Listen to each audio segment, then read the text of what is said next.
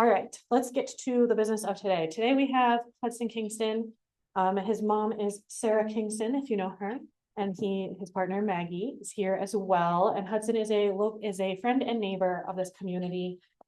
He works with CURE and working on rural energy policy, agency accountability, and working in coalitions for rural areas in Minnesota. And he spends a lot of his time baking bread. If you've seen him at Brainstorm Bakery, then you know that he does that. And he also teaches those classes at the folk school, or he's chopping wood, running, or spending time with the animals that cohabitate his house. Yeah. But we are welcoming Kingston up to the front to talk to us about Minnesota clean energy law.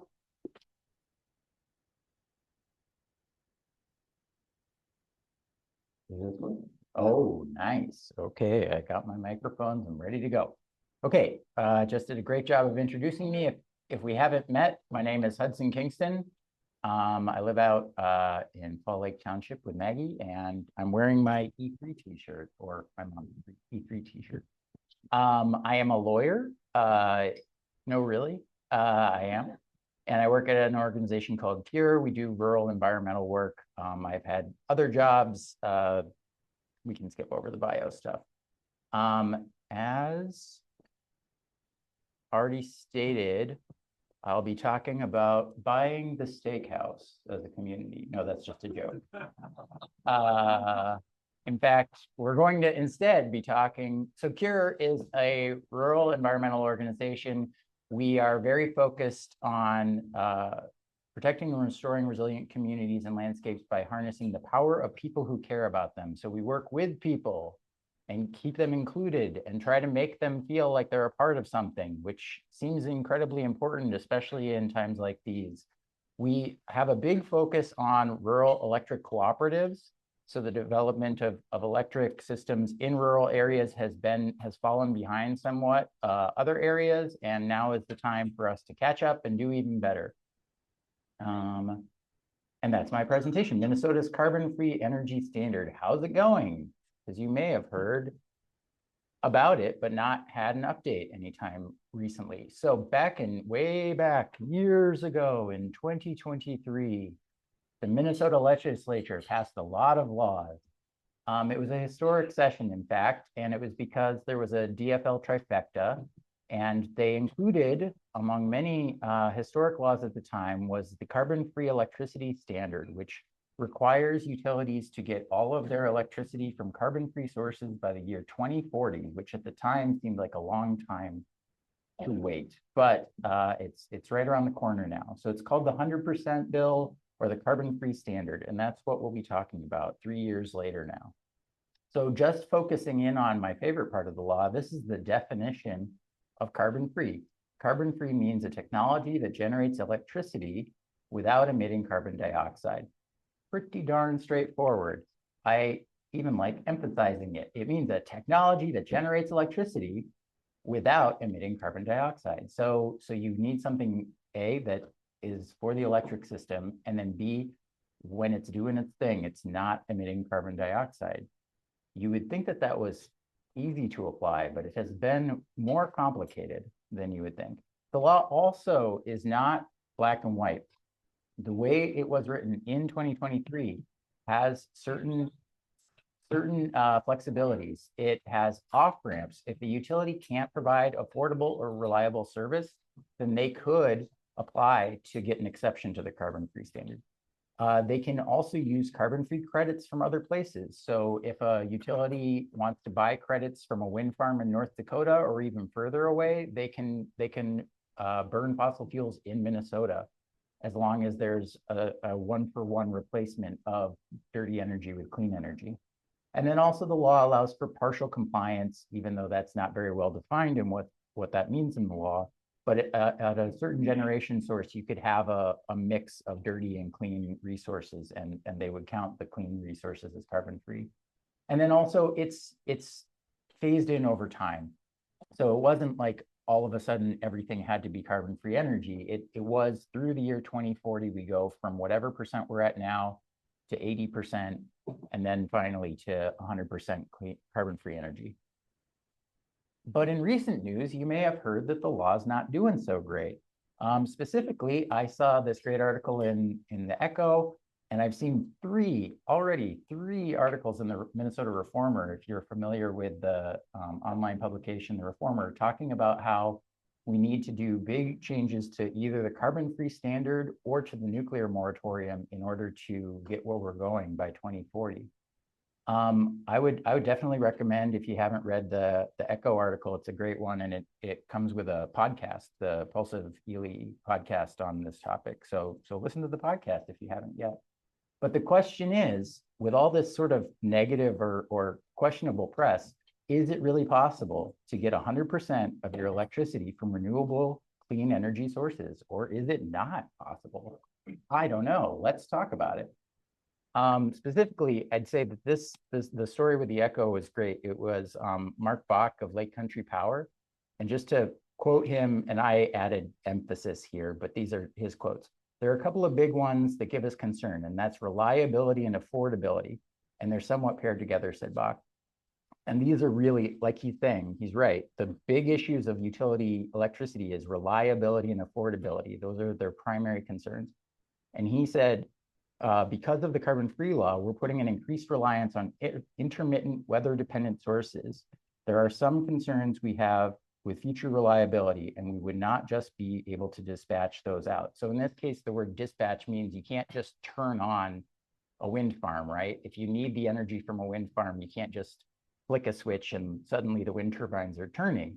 So, I mean, he's got these concerns about specifically reliability and carbon-free renewable sources. And I think it's worth taking that very seriously.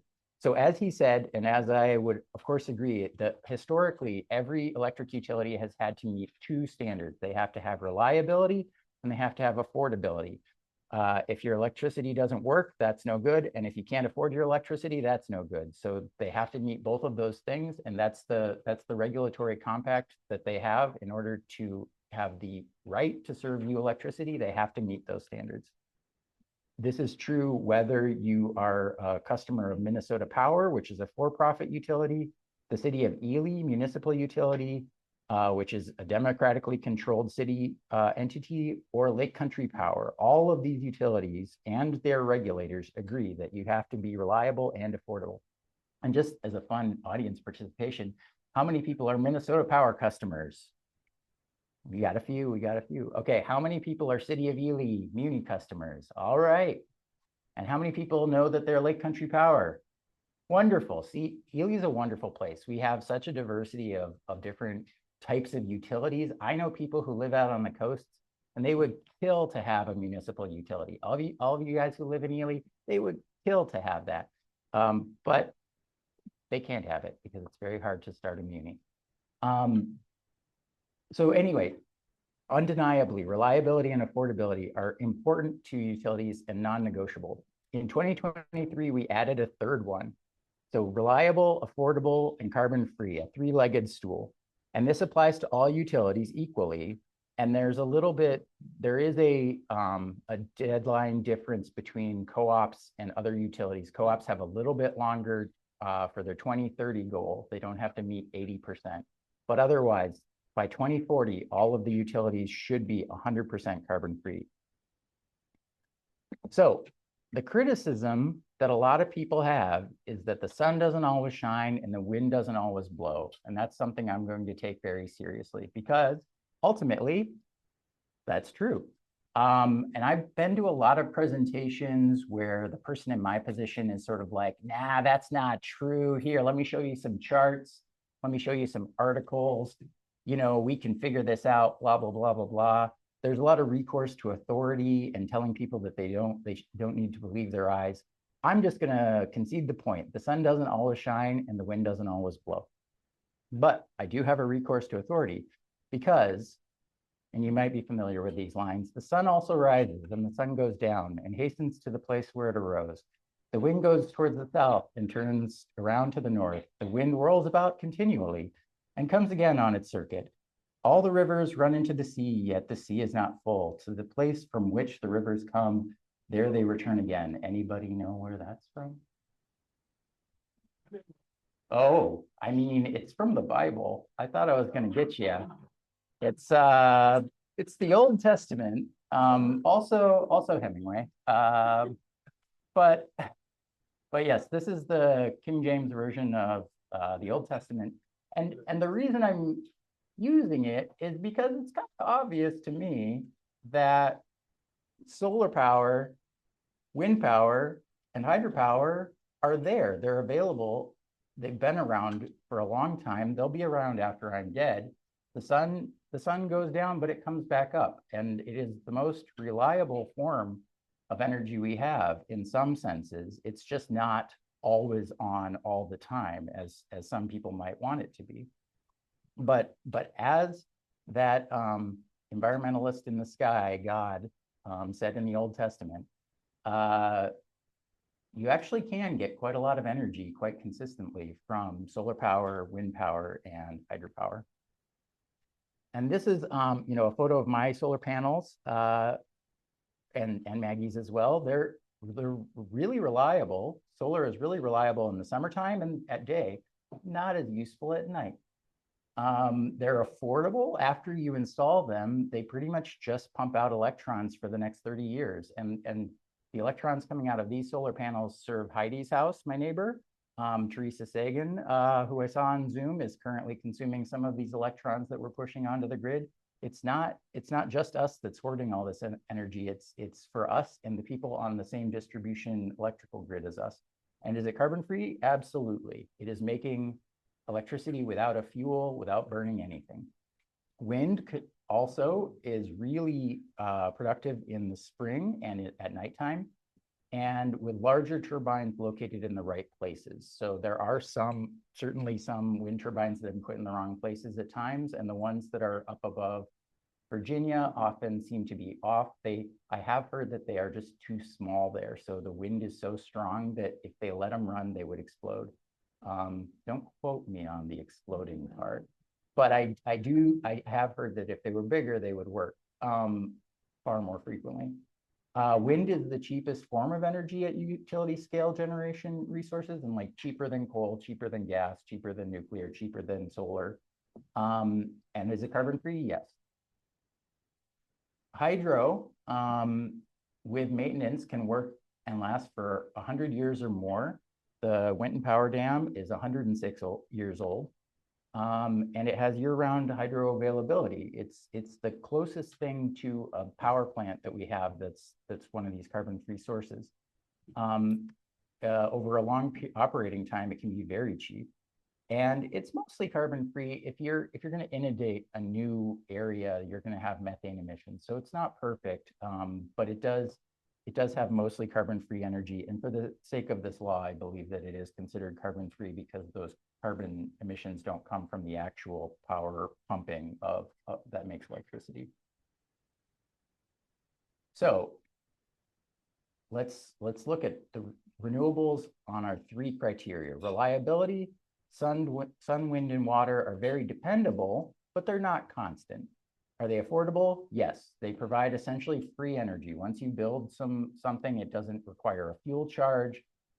Maintenance does cost something, but over the period of time that you're making electricity, it's very little.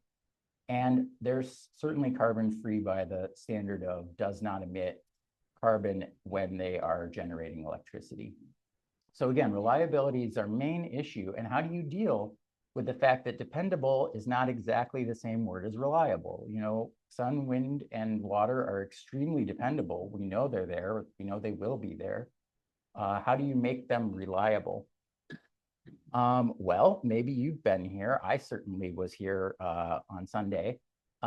This is the spillway just down from Garden Lake. And this is energy storage. So if you go to Minnesota Power's handy dandy little sign here, they'll explain that they have that dam because it stores water, and it does two benefits for their power dam. It means that it holds the water back for when they need it, and it also increases the pressure so that it actually turns the turbines hard enough to work properly because of the head between the high point of where they're sucking water and the low point of where it's going out. So we have had energy storage as long as we've had dams and dams making electricity. Now, energy storage has evolved and gotten more complicated, more options. This is a battery in our garage that's fed with solar panels. You can store the energy and you can deploy it later. So this is the dispatchable issue that we heard about in the article from the Echo. You can generate the solar at night, and then you can use that power using a battery during the daytime. And as a result, you don't need a very big battery if that's your cycle. If you're going to charge up during the daytime and then use it at night, you can size the battery to that need. And I know a lot of people, maybe some people here, definitely some people in here have off-grid solar that essentially runs like that year round. And then you can store huge amounts of the energy so that you can deploy it later. So for example, not the largest battery in the world, but the largest iron-made battery in the world is currently being planned out in southern Minnesota. And that would store 300 megawatts of power for 100 hours battery, which is just a very, very, very, very big battery system. And when you have something like that, the fact that the wind turbines are not always spinning becomes increasingly irrelevant. And that is my point on this slide. The sun doesn't always shine and the wind doesn't always blow. And that's true. But if you can store the energy, that becomes less and less relevant as time goes on. Okay, so let's talk about a couple of the bugaboo that have come up that people want to talk about and I do not want to avoid. So nuclear power. The three articles in the Reformer were all about how we have to have new nuclear power plants. This is not a debate about our existing nuclear power plants. Those are understood to be operating and they're going to keep operating until I think 2050 at this point. But how do they stack up on reliability, affordability, and carbon-free energy? Should we have new nuclear power plants? Well, let me say that good. On most of the time, the nuclear power plants are on and running. They do have to shut down for months at a time to get refueled. They do have little oopsies at nuclear power plants that turn them off on occasion.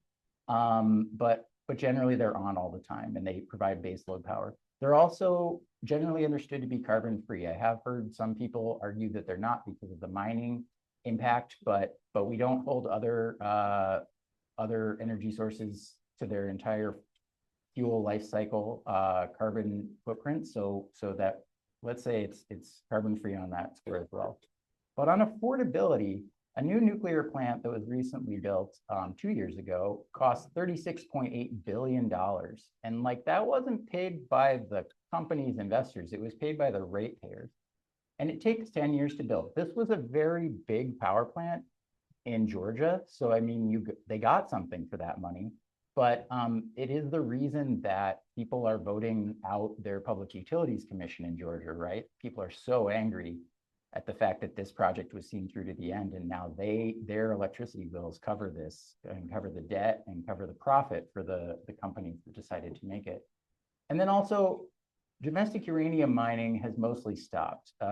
In 2023, production in the United States represented 0.4% of the uranium fuel requirements of the US nuclear reactors.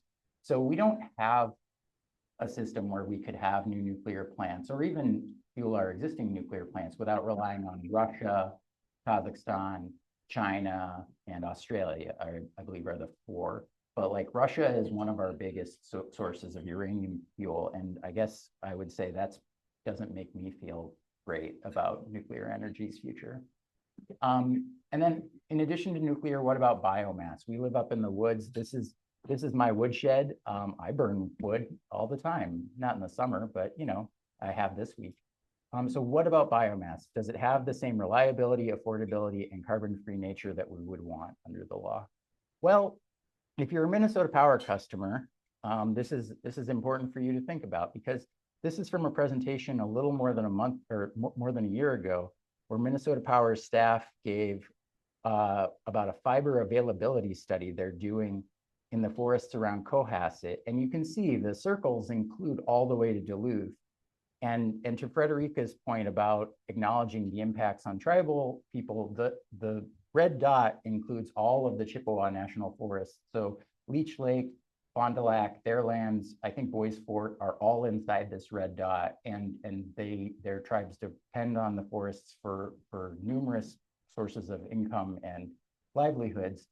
And the idea here would be to take what was available in order to prepare biomass or biochar products, which would either be to serve the power plant that's at the center of that red dot, or could be exported through the port of Duluth to serve power plants in other places, including often Europe, where they consume a lot of American forests to have their version of carbon-free energy.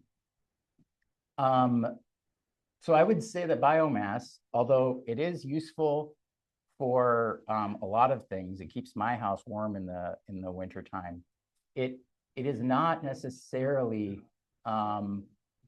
a good way to make electricity. It is not any more reliable than fossil fuels like coal. It's actually, it requires so much more fuel and the storage of it that it's dangerous. Piles of wood chips, when they are made too big, will explode because of the methane buildup inside the pile. Affordable? No, it's not affordable. Utilities in Michigan have asked their Public Utilities Commission to allow them to no longer pay for biomass plants, little tiny biomass plants that they're stuck with. And their regulators have said, no, you're going to keep paying for that.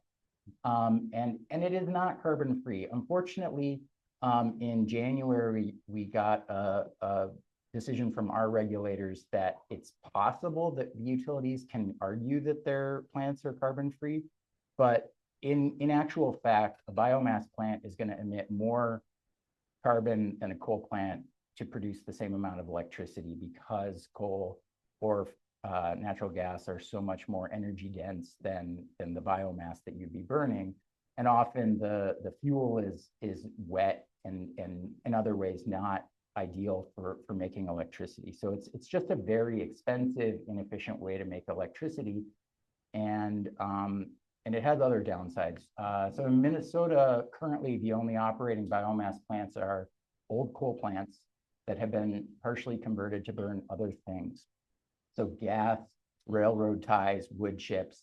In Duluth, Minnesota Power is running a plant called Hibbard. It's called a Renewable Energy Center, and it regularly burns coal. And it actually has several permit violations because they burned so much coal that they violated their air permit.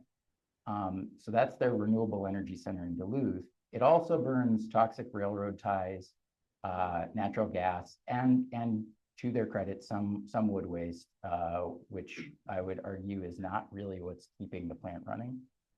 That said, I do have a caveat here. Biomass may have other uses. I'm just saying it's not a very good use of this thing to make electricity. It's very inefficient and questionable to use it to make electricity. Recently, also just last week, I think, the pulp and paper industry strongly opposed including biomass in the renewable fuel standard, which is a federal law. So the pulp and paper industry identified this as a threat to their business because biomass is a relatively low employment, low value product. And if the federal government incentivized turning wood waste into fuel for cars, it would kill their mills, and we wouldn't have the pulp and paper industry that we have throughout the country. So what do the utilities have planned? You know, it's only 14 years from now that we're going to hit 2040, the year that it's going to be 100% carbon-free energy. There's something called integrated resource planning at the state level, IRPs. Utilities with generation and transmission, so big utilities, make plans for the next 15 years of operation. So Minnesota Power has to do this.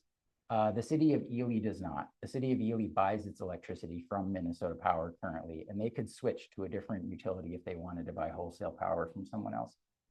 Lake Country Power buys its electricity on a very long-term contract from a utility called Great River Energy. So both Minnesota Power and Great River Energy are in the process right now of doing an IRP.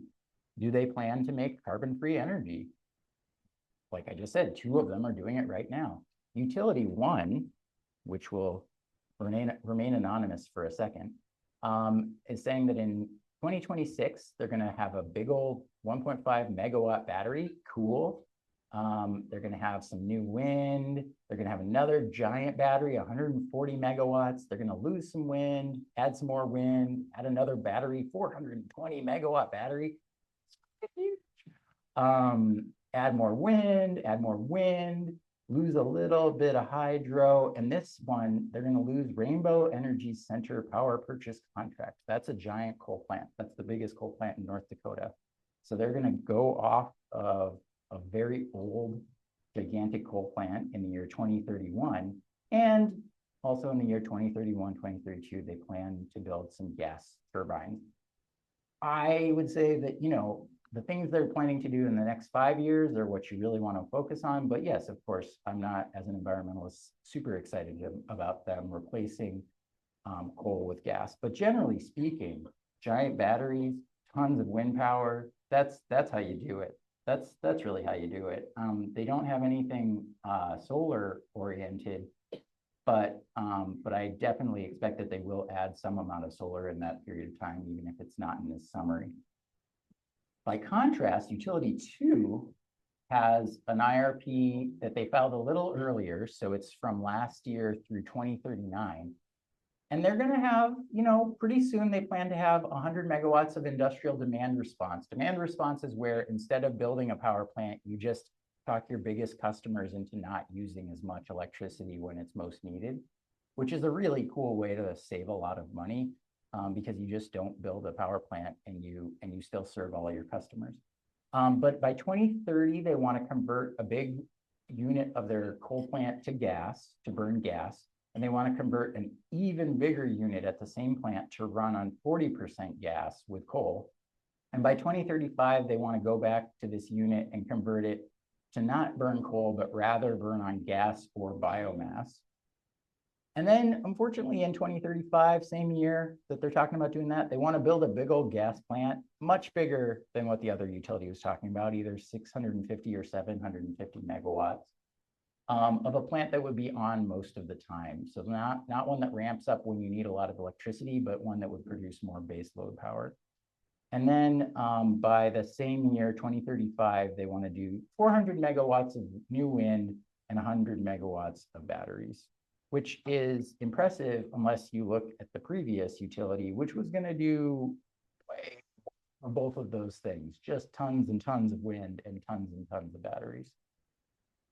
So the first utility, you may be surprised to hear, is Great River Energy. So that's the utility that Tom Bach was talking about in the Echo, and they're doing great. They're gonna supply Lake Country Power with a huge amount of new wind energy and set up batteries all over the place, I think, in order to make sure that that energy remains reliable. The second one is Minnesota Power, who I am a customer of, and they supply both the Ely municipal utility and Minnesota Power customers like myself and my neighbors.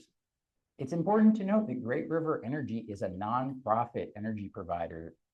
As a co-op, it exists to bring electricity to rural areas, and it is currently implementing a large federal grant that helped it get all of this clean energy. So, you know, it's always good to support nice things with your federal funds if you can. The other one is Minnesota Power, and they were recently bought by a private equity firm. They are for profit, and they appear to be planning to raise rates as soon as this November. So it's sort of like different strokes for different folks, but also when presented with the same law, with the same definition to try to meet, one of them is going far more towards wind energy and batteries, while the other one is doubling and tripling down on gas. And to their credit, also getting out of coal generation. So it's not all, I'm not saying that I want Minnesota Power to keep its coal plant burning coal. So what can we do to get ourselves carbon-free energy? Well, we can comment on these two utilities IRPs, and that's something CURE will help you do if you'd like to do it. And we can demand that the regulators get clean renewable energy instead of gas plants and false solutions, such as carbon capture and hydrogen and a lot of other things that we could talk about if you guys want to go down some rabbit holes. You can get solar panels and a battery on your house if you'd like. You can support solar on institutional or public buildings in your community through the Green Team, or come to the Climate Group and we'll talk about it at some point in time. You can enroll in demand response, so programs that allow your utility to turn down your use when the grid is stressed. It's often called dual fuel or saver switch, depending on which utility you have. And if you're a co-op member, as I think like a third of us are, you can attend the annual meeting or even run for the board. And if you're the other, more than a third, I think is half of the people in here, you can attend Ely PUC meetings and learn more about how the Ely municipal utility runs, which is really cool. Like I said, there are people I know who would kill to have a municipal utility. You guys don't know how great you have it. And that's what I got for a presentation. Sorry, I talked for a little bit too long.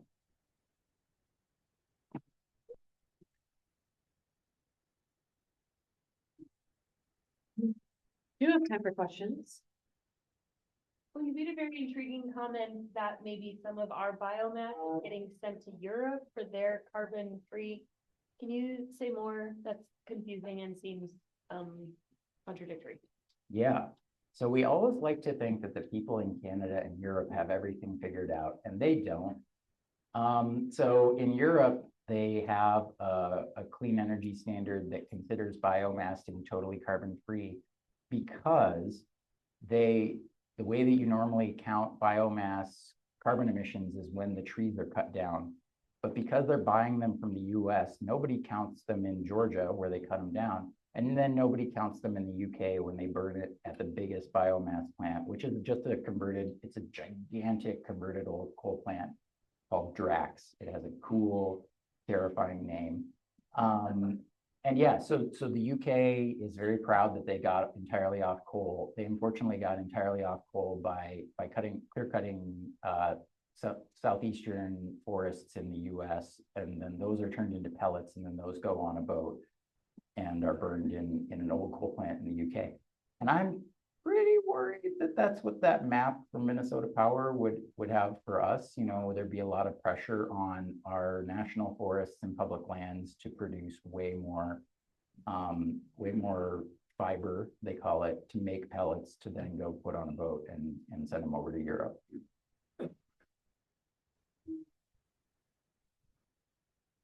I heard on Minnesota Public Radio this morning that Tim Pawlenty is the new head of the Trade Association for Renewable Energy in Minnesota. Is that an effective organization? Have they done good work in terms of urging the state and the utilities to meet the standard? Yeah, so it's a good question. He's actually going to be in charge of the national version of it. I work frequently with the Minnesota chapter, and they're very effective. They have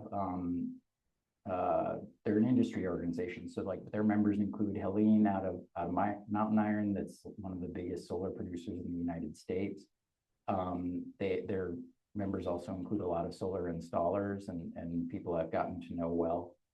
They're fighting very hard for co-op members to be able to get solar on their roofs.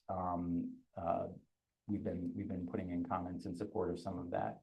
So they're at the state level, they're doing a very good job. I don't know as much about the national entity, and I think that the state level MNCEA is a little bit independent of the federal one. But I think, you know, Tim Pawlenty did sign Minnesota's renewable energy standard back in 2006. So like he has some bona fides. He's hopefully going to be an effective champion of the issue. Yeah.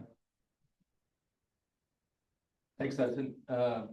Many media sources, talk often about China being much more aggressive in trying to lead the way.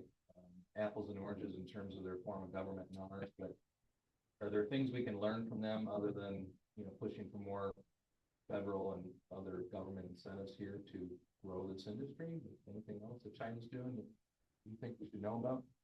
I mean, so if your goal is to catch up to China, we should just not have so many trade protections. So for example, in the last year, Pakistan has installed like more they've almost installed the same amount of solar as their demand. Like they did in like 1 or 2 years, Pakistan has put in just an ungodly amount of solar.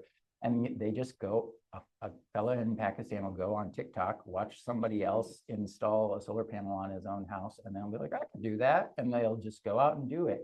And it's certainly a different, you know, economic level to the US or government structure, but Pakistan is soon going to have far more solar energy than us because they're just willing to accept cheap solar panels, and we're not very willing to do so. And I think that, you know, the Helene Corporation out of Mountain Iron is very happy that we have those trade protections and that cheap solar panels have a hard time coming into our country.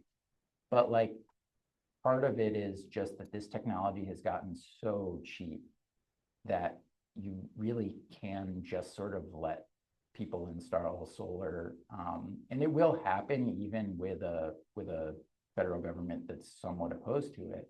We will have a lot of solar installed. The question is, do we really need to have incentives at home in order to keep installations happening, or do we just need to drop some of our barriers and allow truly cheap products to come into our country?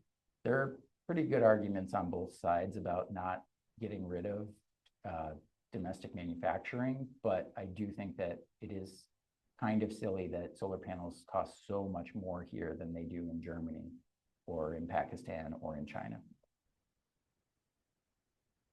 You didn't mention geothermal, and I'm wondering why, or if you could mention it. Yeah, geothermal is awesome. I mean, geothermal could solve all of our problems, but it is similar to advanced nuclear reactors. I hear a lot about it, but I don't know of anyone who's done it. So I think it could be a really, really wonderful resource that could be always on energy. Even in states like Iowa, I have seen that Minnesota we have very hard rocks and not a lot of volcanoes here. But like more than half of the country has good enough geothermal that we could be running off of geothermal within, you know, at least a lifetime, maybe 10 years. But I don't know, you know, the active geothermal we have is in Hawaii and places like Utah where there's basically volcanic activity pretty close to the surface. And there is really cool technology that seems almost ready to go that could, like, Illinois, Iowa could have really good geothermal plants within a few years if some of the things that these people are saying are true. Thanks, Hudson, for really colorful, all those notes. Down here, it's kind of shocking. So, first of all, are you going to be at the May 15th and 16th? I believe there's a healing cleanup going on this weekend. If Kira's going to be there. And the other thing is, can someone, if you don't know, maybe someone can talk about that for recycling e-waste, but also the meeting this afternoon. Can we get more details on that? Place again. Thanks. Yeah, so I will be at the thing at 4 p.m. today in the Ely Community Center, which is Keith coming and speaking about a project that I think is like almost shovel ready. They just need like $20 million and they're going to do it. But it's basically taking the most advanced recycling technology, which you can buy on the internet right now. If you want to buy these things, they're like available, and it's taking the smartest technology from like small scale mining and then applying it to something that has much higher valuable metal content, which is e-waste, like circuit boards and things like that. So like they have a business plan, which I believe is pretty ready to go. Keith's a very serious guy. I think he's an engineer. And yeah, they're hoping to locate something that is not mining, but is resource extraction to the range where there is that workforce that's interested in these things. And yeah, I think it'll be a really cool presentation. I'm excited to go to it today at 4 p.m. at the community center. I am actually going to leave town this week, so I am not going to be at the cleanup.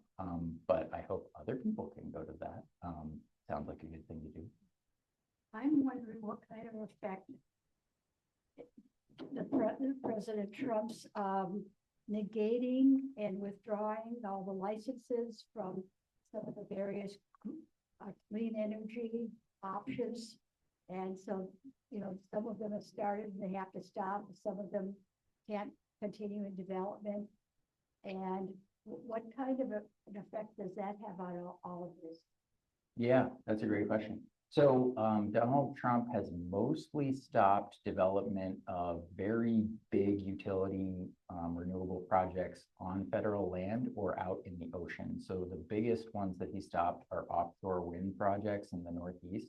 And that is really bad for people who live in the Northeast. It doesn't affect our electricity because our grid is not really hooked up very well to that one. That is going to set back the development of offshore wind in this country because those projects were going to prove the feasibility of that technology, which is technology that works very well in China and in the EU. Like it's a technology that works. It's just that by removing the permits, removing the financing, that does set it back. And it means that people in the Northeast are going to have more expensive energy going forward, and they're going to have to figure that out. Here in the Midwest, most of our wind and solar is being developed on private lands, you know, with leases, long-term leases with farmers and similar situations. So Donald Trump can't do anything about that. The one big beautiful bill did get rid of the tax credits that will run out the 4th of July this year.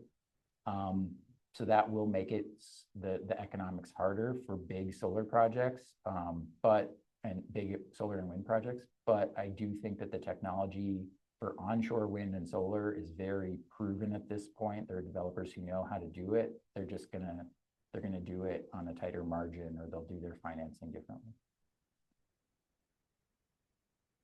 A few years ago at the climate study group, we talked a lot about the late George Erickson, kind of a gadfly from Virginia, who touted a small nuclear reactor that didn't fly on uranium.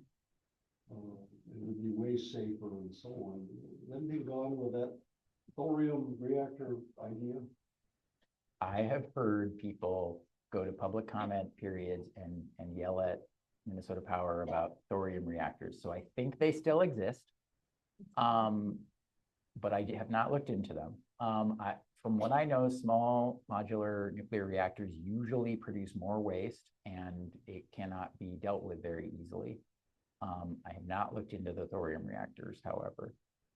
The rumor I heard from the guy who was yelling at Minnesota Power is that they're building thorium reactors in China right now, but I did not verify that, so I probably should not have repeated it in front of people.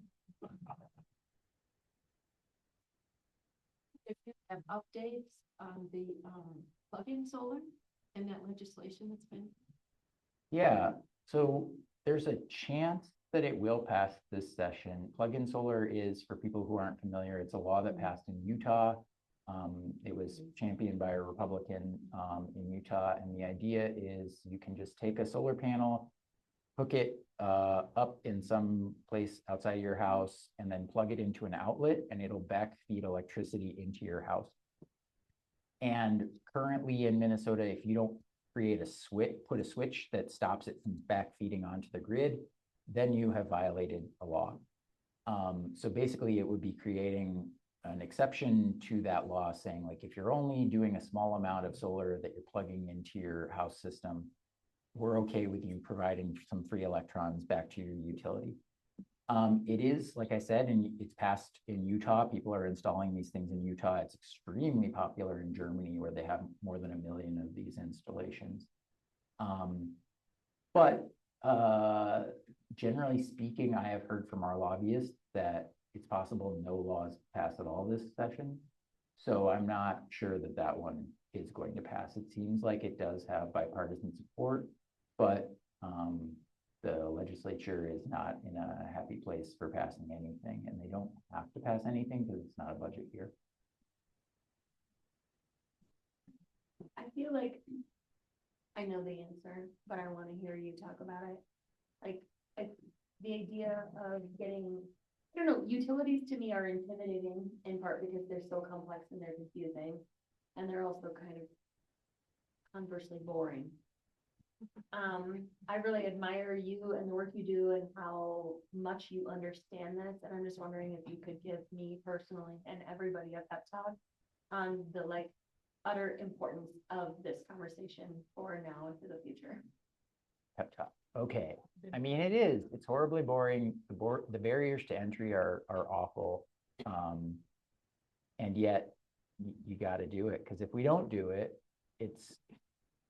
we're not going to get climate change figured out. We're going to cede the ground to the BlackRocks and the private equities of the world, and they're going to jack up your electricity rates while providing you with worse service. They're going to fire all the people at the companies that you like and come and fix your power when there's a tree on the line.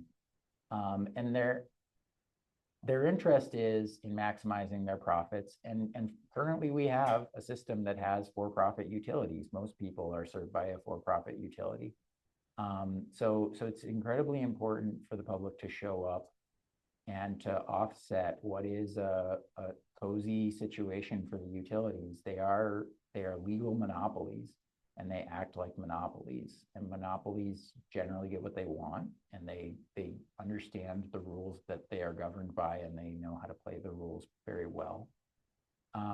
So yeah, it's not easy.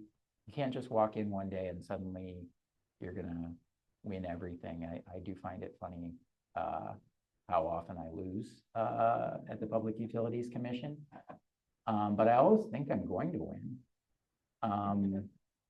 And sometimes we get really nice things, and sometimes we protect the public interest even if we don't win. It's worth doing. And I also think that much with all things right now, rural people's voices are extremely important and are not being heard. So I think just contributing as somebody from where you live is important, even if you're not going to convince the Public Utilities Commission to stop them from building that gas plant, or well, we'll stop them from building the biomass plant, but we probably won't stop them from building every gas plant. And I think it's important that regulators hear that people care about these things, even if we aren't all operating on the same level as people who work for the utility and do this every day with all their time. I've noticed that the city of Ely, when they are supporting or doing construction such as the library and the campus on Washington Street, don't seem to even consider passive solar, that they're not lined up so that they would get the benefits of sunshine, say nothing of solar panels.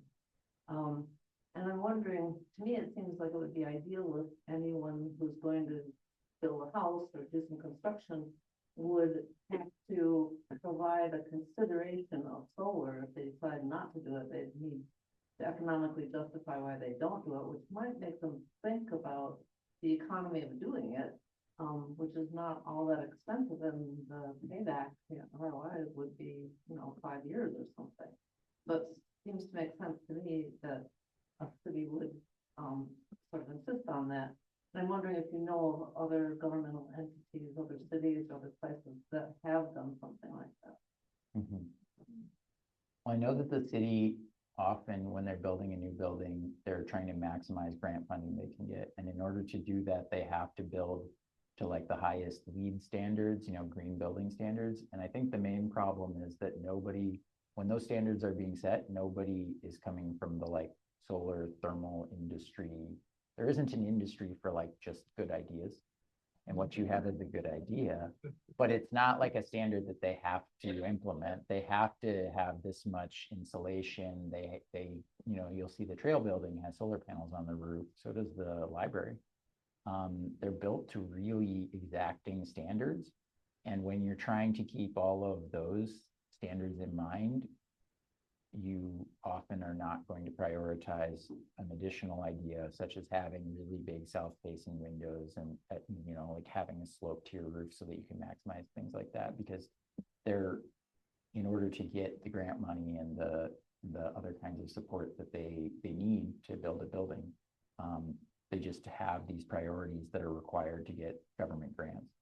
I don't know of a public building that has the stuff that you're talking about. I mean, I would think you would need an architect to be involved, and an architect is, I don't think, they certainly plan the buildings because they're doing all these high standards, but you would have to, yeah, you would have to go through an architecture firm that serves public entities and like talk to them and see about what types of projects they've done. I've been to a lot of public libraries that are very beautiful. Grand Rapids has a super beautiful public library, but I don't know if it has passive solar to speak of. I think it actually gets its heat from the paper mill nearby. Yeah, it does. It's 15 panels. Yep. They got a grant for that. Yep, they came together. Yep. I charge my car there far too much. Any last questions? Well, thank you, Hudson, for coming and bringing deeper understanding and humor to this sometimes boring topic and encouraging everyone to be more civically engaged despite how boring the topics seem at times. I appreciate that deeply. I think so too. Yeah, like your humor, the humor you brought was excellent, and I really appreciate the deeper learning and understanding I have as well. Next week, we will see you all here to learn from Brenna about her new business, BK Coordination. And if you have any follow-up questions for Hudson, and he will be around, I'm assuming, for the next few minutes.